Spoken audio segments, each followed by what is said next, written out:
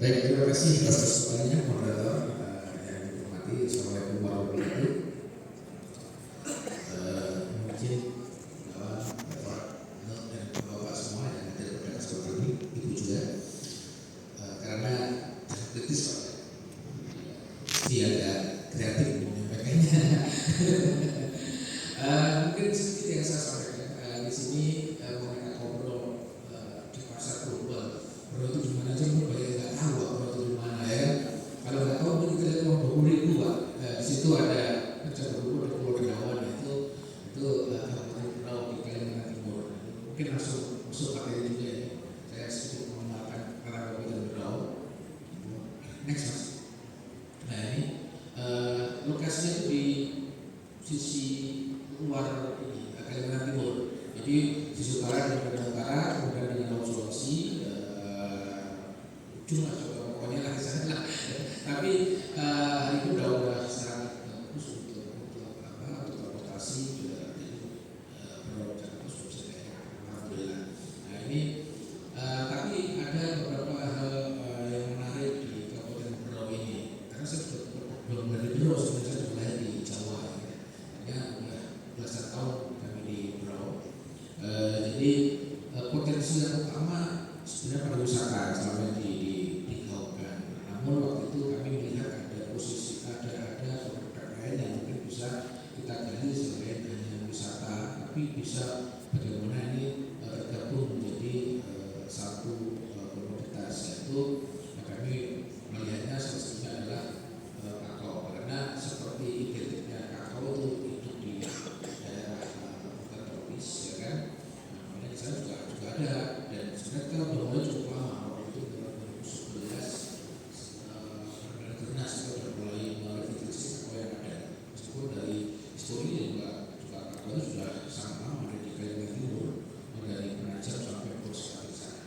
Next mungkin kenalannya ya kan. Ini kenapa tadi kami menggabungkan mengapa kakao, karena sekarang itu kan secara bisnis, secara sustainability itu untuk keberlangsungan sebuah produk itu kan harus keberlangsungan. Nah, kami melihat adanya gap yang cukup tinggi antara supply and demand sebenarnya dengan kakao dunia ini.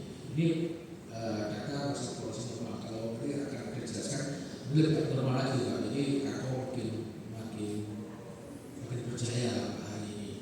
Nah, jadi dari produksi yang ada dari kapasitas tersedia di Indonesia itu 800 ton, dan di Indonesia baru ada produksi 450 ton. Itu pun tahun 2019 Pak. Hari ini produksi Indonesia itu bisa 150 ton.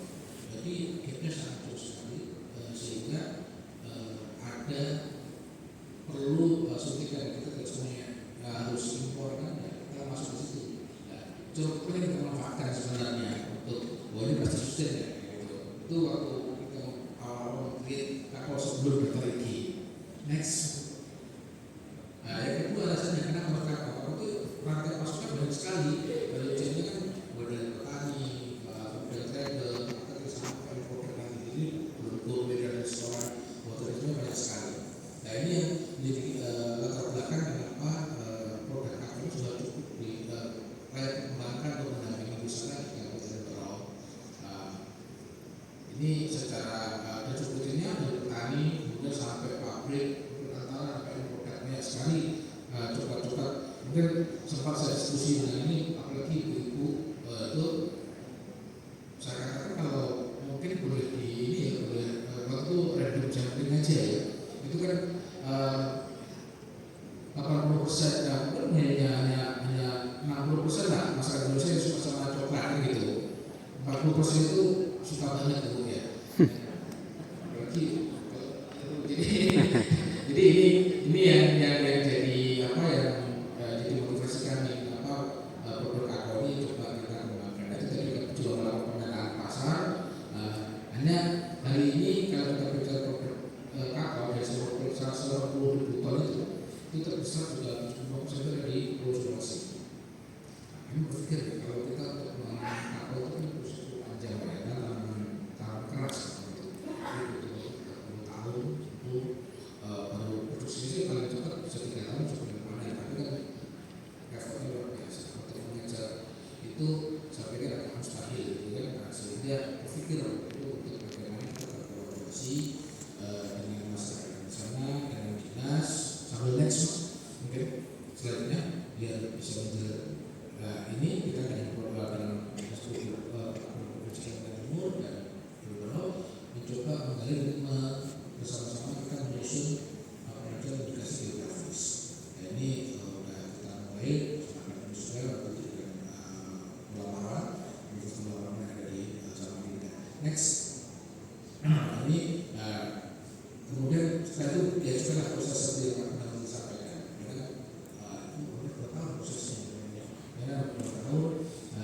ini kemudian kami memperolehnya, memperoleh singkat-singkat memperoleh lah sertifikasi grafis, sehingga kami udah mulai terkenal, marketnya udah mulai terbuka, ya kan?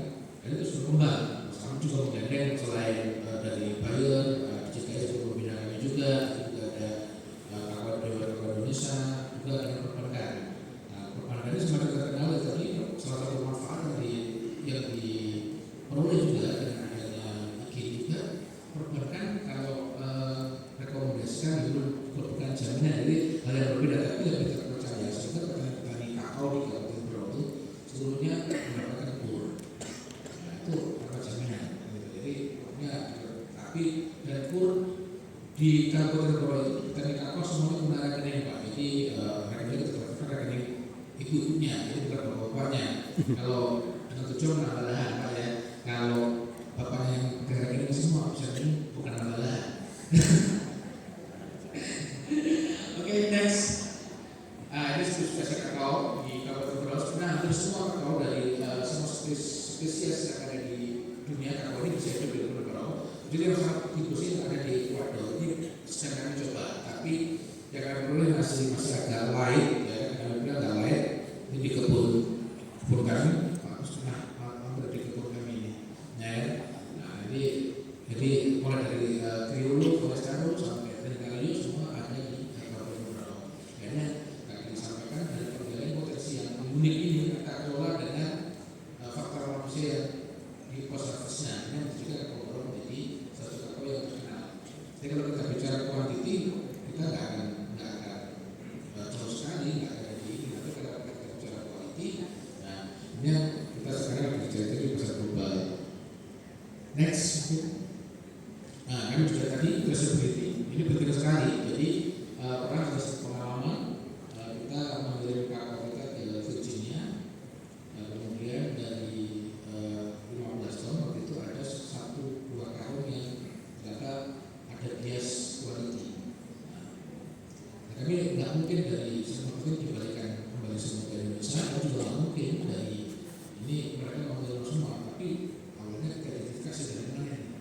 Akhirnya terlacak dari mana masalah itu, dari satu petani yang tidak jujur dalam mengelola dan memberikan informasi mengenai pelaporan kebunnya. Next. Nah, ini perkembangan kakonya kami ya mulai Caterpillar 2019 sudah mulai dapat ini pengajuan Pak ya. Karena sudah pengajuan 2019, kamu udah mulai berekspor, kemudian baru pengajuan dan kita menurut sedang dalam proses pengajuan. Nah, itu sudah itu waktu di Eropa. Itu pertama itu Belanda sebenarnya. Belanda kemudian ke Inggris di Manchester Pak. Kebetulan saya pernah ke sana, ada di pojok Rafa yang ada nama kafe Dormus. Nah, itu ada kakao Berau Pak. Di situ kita coba ke Berau. Di belakang ada Berau. Nah, itu untuk ini ya, itu dibawa kemana-mana Pak. Kalau di situ sebenarnya banyak bahan baku yang ada kita bisa ekspor ke Eropa atau ke luar negeri, tapi kemudian hilang. Udah namanya dari mana, asal dari mana, kita harus terbawa terus Pak. Beraunya kita terbawa. Nah, ini dan betapa menghargai masyarakat mereka tentang ketertelusuran ini dan identitas juga produk ini. Dan terus berlanjut sampai terakhir kemarin untuk 2024 kami tidak pernah ekspor Pak. Karena ini saya katakan ada kenaikan, ada kelangkaan kakao sehingga naik 250% kemarin harga kakao. Ini baru kami ekspor Pak. Mau dimanain Pak? Terus dapat teguran dari jadi. Sekarang sudah terizin ya itu. Aku ini tolong di semua untuk ACBI. Jadi asumsi coba untuk Indonesia itu nggak dapat barang Pak, karena kelangkaan daripada kakao atau bahan coklat ini. Jadi ini pada tahun 2024 kita mengalami lonjakan yang demikian mengkhawatirkan tentang keberlanjutan kakao, khususnya di Pantai Gading dan Dana. Selaku buah negara ini 70% kakao pun itu dari buah negara ini. Dan Indonesia menduduki peringkat kita sekarang betul untuk peringkat 7 dari 450 ton ke 150 ton, jauh sekali. Nah, untuk itu ya kita coba menularkan, saat ini juga kami mengusulkan ke teman-teman produsen kakao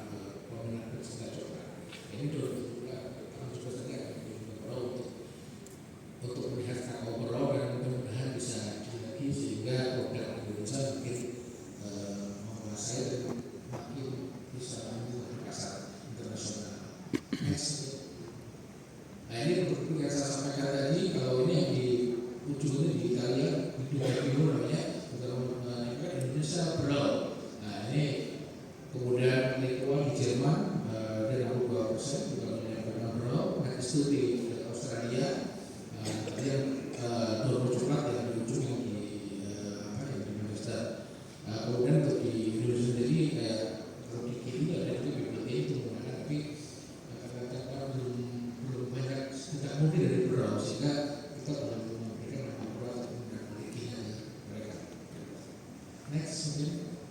Nah ini kemarin kita yang kita ekspor, kemudian juga mendapatkan juga kakao nasional 2021. Nanti tanggal 23 September juga ada lomba kakao nasional lagi. Sepertinya mudah-mudahan ini juga akan menang lagi mudah-mudahan. Jadi ini membuat konsistensi tadi seperti Pak Gunawan sampaikan bahwa untuk mempertahankan indikasi yang bagus harus bagaimana produk itu eksis dan terjaga kualitasnya. Ini yang jadi tantangan memang dan harapannya bisa terus kita jaga. Next, nah ini indikator yang kita masuk sebenarnya banyak sekali impact dari adanya KI yang mungkin kalau kita jabarkan nggak akan selesai, tapi ini yang membuat orang sekarang makin rame Pak. Kalau Bapak lagi beli beras, semua orang sekarang mau nanam kakao. Karena ini yang kita harapkan kalau sudah kita rekening, kita harapkan pendapatan petani per bulan ini Pak. Ini per bulan pendapatan petani kakao per bulan itu mulai dari 2019 baru 2,4 juta per hektar per bulan. 2024 itu naik dari 11,2 hampir 12 juta per bulan per hektar. Terus satu orang itu bisa mengelola satu petani bisa mengelola 2 sampai 3 hektar. Ada juga petani namanya Pak Gus Jelati itu punya 7 hektar. Jadi saya tiap minggu. Jadi dari prosesor itu di perusahaan kami yang dengan MPG ini itu kita Pak Domes setiap minggu itu 67 juta, 70 juta setiap minggu itu sampai hari ini. Jadi luar biasa ya untuk kakao dengan menjaga kualitasnya ya. Nah kalau tidak kita harus drop karena harga biasa saja itu bisa berselisih 20 sampai 30 ribu per kilo. Jadi kalau harga kakao misalkan 30 ribu kita dapat 50 ribu. Hari ini harga kita dapat harga 170 ribu. Makanya yang bukti jadi saya sampaikan kita sudah dapat bayar dari Rusia itu 300 ribu per kilonya. Ini memang spesialnya tidak banyak. Kita cuma memberikan alokasi 1 ton dan mereka dalam setiap semester. Jadi kalau 1 ton ya 2 ton bisa produksi. Nah ini harus mesti tetap kita pertahankan tantangan. Kalau kita perluas apakah nanti spesifikasi misalkan salah, tapi kalau tidak kita perluas nanti seperti ini. Ya, mau kita sudah tetap marketing nih. Bagaimana dengan sedikit ini harganya bisa tinggi. Ini apa? Oke next, siap. Nah, ini tantangan jadi tidak akan sebut saja. Ada yang lain juga ya kan, makanya alokasinya kalau di Kalimantan memang ini berupa tantangan. Kalau kita jaga jauh-jauh semuanya, masih tersebar semuanya, lagi betulnya masih banyak butuh pelatihan dan sebagainya. Kemudian teman-teman juga diskusi, ada beberapa harapan berbagai pihak, khususnya di akademi, beberapa teknologi, ya.